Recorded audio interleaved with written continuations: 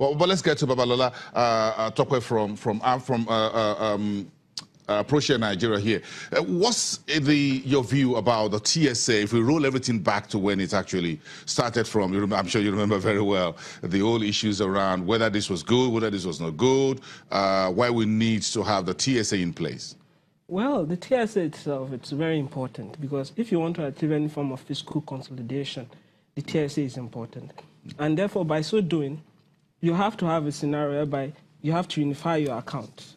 And by unifying your account, the TSA becomes a window for that, just like the Honorable said.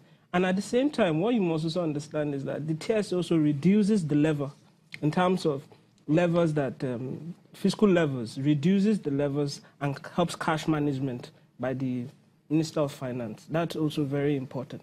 And it's also in accordance with international best practices, just like the IFRS. And most countries within the OECD really appreciate the TSA. And where it's done appropriately in most countries is that you have a proper synchronization between both the central bank and also the Ministry of Finance. Where it's in such countries, they've also been able to tame inflation very well. So it's good. It's very good. And it also helps to fiscal house cleaning. Very good for fiscal house cleaning. But in terms of what we implemented and how we came about how we want to do the TSA, if you look at best practices as some of what you're saying here, do you think the policy was clear, good, articulate from the very beginning, or do you think is the implementation of that pronouncement, as it were, is what we're dealing with now in terms of the fault lines? Well, the fact is that every policy always has an each when you start, even macro reforms too. So the TSA is not an exception. But I think one of the major problems with the TSA, it's more of an external factor. The TSA structure, it has the budget office, which is the trigger unit. It also has the MOF, that's the Ministry of Finance, and it also has the CBN, which is the holder of the TSA. Now, when you have a scenario whereby the budget office, you pass budgets very late, and there's a lack of synchronization also between the Ministry of Finance and the CBN, you have to have this kind of lapses. So it's more of external forces. But that doesn't mean that the TSA also does not need does not need an improvement.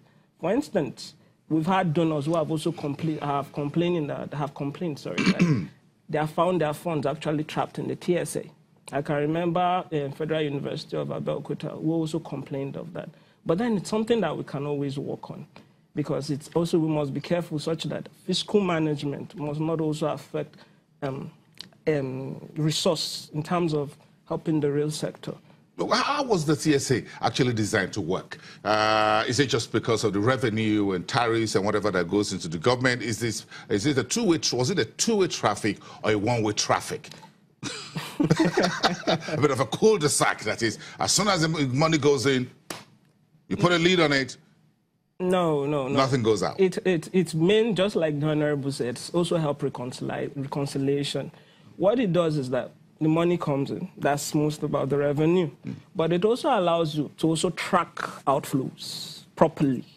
And when you track outflows properly, fiscal house cleaning becomes effective. So that's it.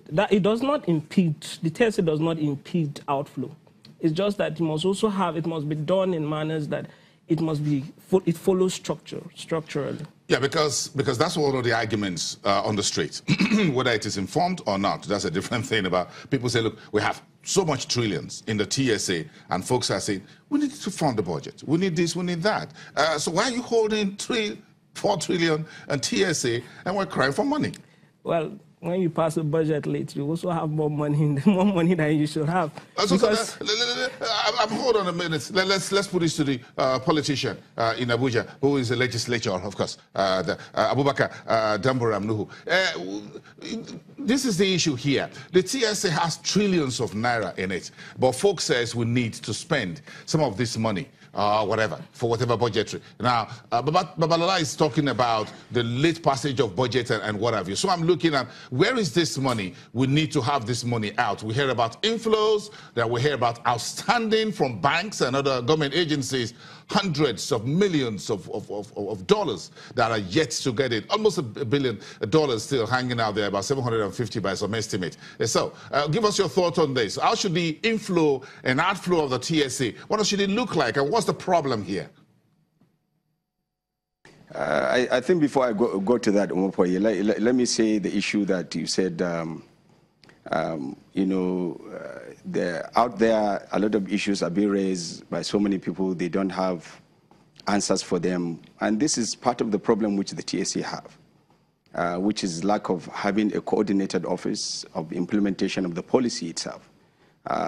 If you don't have, there is an absence of the agency itself, who should be responsible for the smooth implementation of this and monitoring of also this TSA.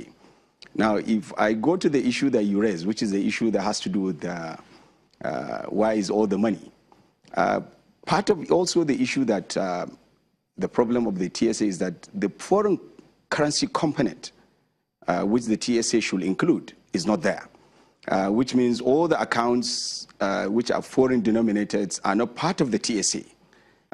They are still sitting in banks that are perhaps maybe outside the country, and some of the banks which are Nigerian banks. And so there is no connectivity and there is no linkage between the TSA account in CBN and those monies that are out there. Now, the 3 lanes that you're talking about, were in the course of the investigation, we came to find out that about 7 trillion was mobbed into the TSA. But along the line, because of issues of payments, issues of releases and co, the money went down. And to our surprise, and I'm sure to the surprise of many Nigerians, that by September of last year, the account is in debit. That means the account is overdrawn to the tune of about 40 billion. And that means government has borrowed money from this account. Now, the only way this can be resolved has to do with the issue of reconciliation, which has not been there. And that was why the committee had to cost the Office of the Accountant General and CBN to reconcile their position so that we can have a true picture of what is the true picture of this account as at today. Honorable, a very quick one, and maybe we're going to take this up when we return after the break. You said the government has borrowed money from its own government account. If it's a government money in a government house, why should the government borrow the same money? It's a TSA. It's the money that came in from ministries and departments and agencies. So if the money is sitting down there, the president has the money in his right pocket, so put a bit of it in the left pocket. Why should that be an issue? Let's talk about that when we come back after the break. It's a very important question. We're going to go back to you. Honorable Abubakar there from Abuja Studios, Walola Tokwe from Proshare Nigeria sitting here in Lagos. Let's take a 2-minute break, everyone. We'll get back to the TSA conversation.